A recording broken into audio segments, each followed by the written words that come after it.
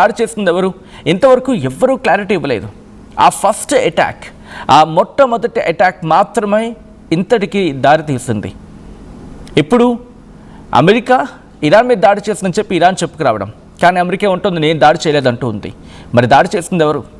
అయితే ఆ దాడి తర్వాత అమెరికా స్థావరాలు, అమెరికా మిలిటరీ బేసెస్ ఉన్నాయి కదా పశ్చిమాసియాలో, గల్ఫ్లో ఉన్నాయి కదా, వాటిని టార్గెట్ చేసుకుంది. ఇక ఆ తర్వాత మళ్ళీ అమెరికా ఇరాన్ని టార్గెట్ చేస్తుంది. దాంట్లో బుషర్ న్యూక్లియర్ ప్లాంట్ ఉంది, చబహార్ పోర్ట్ ఉంది, ఇలా ఒకదాని తర్వాత ఒకటి టార్గెట్ చేస్తూనే ఉంది. మరి ఇంతటి దారుణాలకి ఇవన్నీ జరగడానికి కారణం ఆ ఫస్ట్ అటాక్.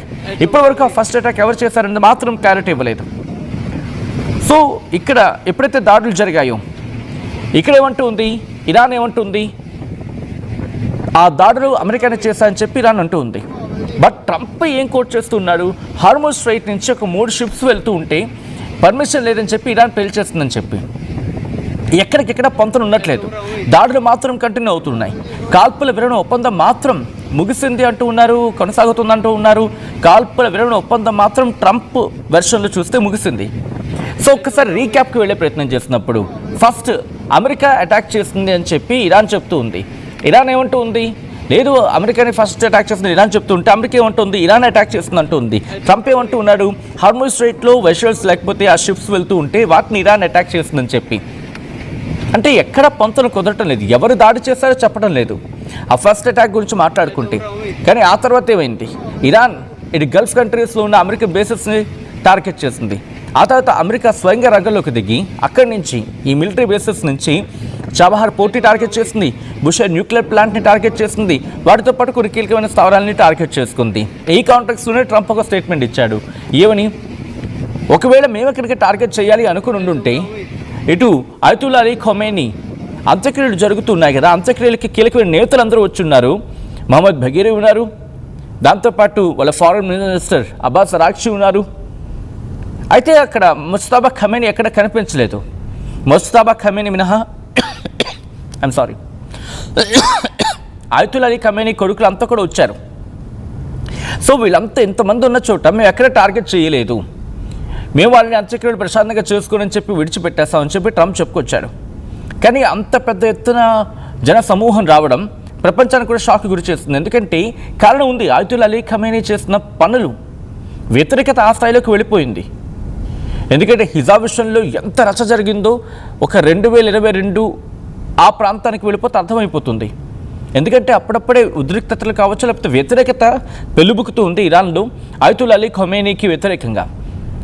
ఆ తర్వాత మెల్లిగా మారిపోయిన పరిస్థితులు ఇవన్నీ ఇక ఒక గొడ్డల పెట్టిగా మారిపోతుంది అనుకున్న సందర్భంలో అయతుల్లా అలీ ఖొమైనీ మరణం తర్వాత అంత పెద్ద ఎత్తున ప్రజలు అక్కడికి చేరుకోవడం, అంత పెద్ద ఎత్తున ప్రజలు అంత్యక్రియలకు హాజరు కావడం ఇన్ఫాక్ట్ అమెరికాకు షాక్ గురి చేస్తుంది. ప్రపంచ దేశాలకు సంబంధించిన కీలక నేతలు అందరూ వెళ్ళారు, గల్ఫ్ కంట్రీస్ నుంచి కూడా కొంతమంది వెళ్ళారు అంత్యక్రియలకి. కానీ అమెరికా వెళ్ళలేదు, యూరోపియన్ యూనియన్ నుంచి ఒక్క దేశం కూడా వెళ్ళిన సందర్భాలు లేవు అప్ టు మై నాలెడ్జ్. అంటే అర్థం చేసుకోవచ్చు అక్కడ ఎటువంటి పరిస్థితులు ఉన్నాయనేది. సో ఇటువంటి సందర్భంలో IRGC ఊరుకుంటుందా? ఎందుకంటే ఇప్పుడు కంప్లీట్ పవర్ అంతా IRGC మీద కనిపిస్తూ ఉంది, నిర్మోహమాటంగా నిస్సంకోచంగా. అక్కడ ఆ నెగోషియేషన్స్ ఎవరు చేస్తూ ఉన్నారు, అబ్బాస్ అరాగ్చి అండ్ బగీర్ వీళ్ళిద్దరే కదా. అండ్ ఇప్పుడు ఆ నెగోషియేషన్స్ కూడా పెద్ద స్థాయిలో కనిపించట్లేదు. అంటే IRGC ఒకలా వ్యవహరిస్తూ ఉంటే నెగోషియేషన్స్ ఒకలా ఉంటున్నాయా, ఇది ప్రెసెంట్ చర్చ జరుగుతుంది. బట్ ఏమైనప్పటికీ ఖమేనీ నన్ను చంపేస్తాడు అని ట్రంప్ చెప్పడం ప్రస్తుతం గాఢతను వ్యక్తం చేస్తూ ఉంది. అయితే ఇక నిన్నటి నుంచి ఒక కథనం కూడా సోషల్ మీడియాలో బాగా వైరల్ అవుతూ ఉంది. ఏమని, ఇజ్రాయెల్ ఇప్పటికే అమెరికాకు హింట్ ఇచ్చింది, ఇజ్రాయెల్ ఇచ్చిన ఇన్ఫర్మేషన్, ఇజ్రాయెల్ ఇచ్చిన ఇన్పుట్తోనే అమెరికా స్టేట్మెంట్ చేస్తోందని చెప్పి. ఇజ్రాయెల్ ఇటు అమెరికాను పురుగొల్పుతోంది. ఈ అటాక్స్ కంటిన్యూ కావాలని ఇజ్రాయెల్ తన ఇంటెలిజెన్స్ పేరుతో అమెరికాకి ఇన్పుట్ ఇచ్చి అమెరికాను పురుగొల్పే ప్రయత్నం చేస్తోంది. అటాక్స్ని తీవ్రతరం చేసేందుకు ఇజ్రాయెల్ చేస్తున్న పన్నాకి విధని చెప్పి ఇంకొక చర్చ జరుగుతూ ఉంది. బట్ ఏదేమైనా ఆ దాడి చేసింది ఎవరు ఇప్పటి వరకు క్లారిటీ లేదు, ఇప్పటికీ క్లారిటీ లేదు. ఇంకా చెప్పాలంటే ఆ దాడి విషయం బయటపడితే కనుక ఒక కొలిక్కొచ్చే అవకాశం ఉంటుంది. ఆ తర్వాత మళ్ళీ నెగోషియేషన్స్కి వెళ్తాయా?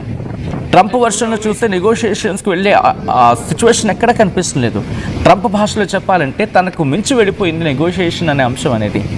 అంటే ఇక నెగోషియేషన్స్కి నేను సిద్ధంగా లేను, వాళ్ళతో మాట్లాడే ప్రసక్తి లేదు, ఇక దాడులు కంటిన్యూ అవుతాయని అర్థం వచ్చేలా ట్రంప్ చెప్పుకొస్తూ వస్తున్నాడు. అండ్ దానికి సంబంధించి మీరు చూడొచ్చు పరిస్థితుల్ని. సో ఇక్కడ పశ్చిమాసియాలో ఉద్రిక్తతలు భారీగా పెరిగిపోతున్న వేళ, మళ్ళీ భారీ స్థాయిలో పెరిగిపోతున్న వేళ ట్రంప్ చేసిన వ్యాఖ్యలు ఇవి. ట్రంప్ని చంపడంలో ఆ దేశం కనుక సక్సెస్ అయితే నెక్స్ట్ ఏం చేయాలనేది ఇప్పటికే డైరెక్షన్స్ ఇచ్చాడు. ఏదైనా జరిగిందనుకోండి, ఇంతకు ముందన్నడు లేని విధంగా భారీ స్థాయిలో ఇరాన్పై బాంబులు వేసేయండి అని చెప్పి డైరెక్షన్స్ ఇచ్చాడు. ఒక్కసారి ఆ విజువల్స్ చూద్దాం, ఆ ఆడియో విందాం.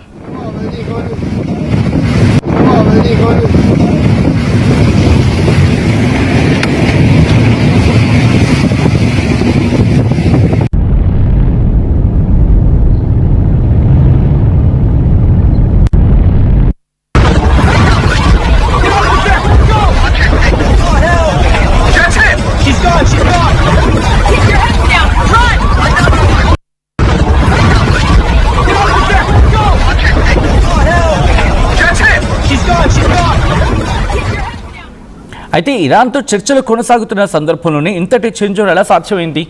ఏం జరుగుతూ ఉంది? ఇరాన్ ఎందుకు దాడులు చేస్తూ ఉంది? ఈ దాడుల వెనుక ఎవరి పని ఉంది? ఎవరి కుట్ర ఉంది? ఇజ్రాయెల్ పని ఉందా, లేకపోతే గల్ఫ్ దేశాల పని ఉందా, లేకపోతే అమెరికానే దాడి చేసి నాకేం తెలీదు అని చెప్పి కామ్గా కూర్చుందా? ఎందుకు దాడులు చేస్తూ ఉంది? ప్రస్తుతం దీని గురించి కదా మాట్లాడుకుంటూ ఉంది. ఈ కథలో మేము కాస్త కలవరపరచొచ్చు. దీనికి సంబంధించి తగిన జాగ్రత్తలు తీసుకోవాలని ఆర్టీవీ సూచించడం జరుగుతోంది.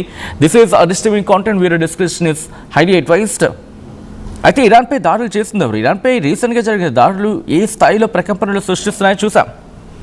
అయితే ఇరాన్ దాదాపుగా గురువారం అనుకుంటా ఆ టైంలో ఒక దాడి జరిగింది. ఈ దాడికి సంబంధించి యుఎస్ ఎన్కామే చెప్పుకొచ్చింది. మొత్తం 90 లక్ష్యాలపై తాము విరుచుకుపడినట్టు వెల్లడించింది. సో ఇరాన్లోని బుషెహర్, బలూచిస్తాన్ ప్రావిన్స్ ప్లై, సిస్టాన్, అహ్వాజ్, చాబహార్ పోర్ట్స్ వీటన్నిటి టార్గెట్ చేసుకుంది యుఎస్ ఎన్కామ్ అంటూ ఉంటారు. అండ్ టెహ్రాన్ కూడా ఈ దాడుల విషయంలో నేరుగా ఏ దేశాన్ని క్వశ్చన్ చేయట్లేదు. అంటే అమెరికా గురించి మాట్లాడుతుంది తప్ప ఈ దేశం టార్గెట్ చేస్తుందని చెప్పి అక్కడ క్లారిటీ ఇవ్వట్లేదు. అయితే యుఏఈ హస్తం ఉందని చెప్పి ఇరాన్ పార్లమెంట్ జాతీయ భద్రతా కమిటీ సభ్యుడు, ఐఆర్జీసీ మాజీ కమాండర్ ఇస్మాయిల్ కౌసరీ అనుమానం వ్యక్తం చేయడం జరుగుతోంది. ఎందుకంటే అమెరికాకు సహకరిస్తున్నందుకు ఆ దేశం మూల్యం చెల్లించుకోక తప్పదని హెచ్చరించారు. ఇంతకుముందు అమెరికా ఇరాన్ యుద్ధం భీకరంగా జరుగుతున్న సందర్భంలో ఇరాన్లో సౌదీ అరేబియా, యుఏఈ ఈ తరహాలో దాడులు చేసిన సంగతి గుర్తుంచుకోవాలి అనే అంశాన్ని కూడా కోట్ చేయడం జరుగుతోంది.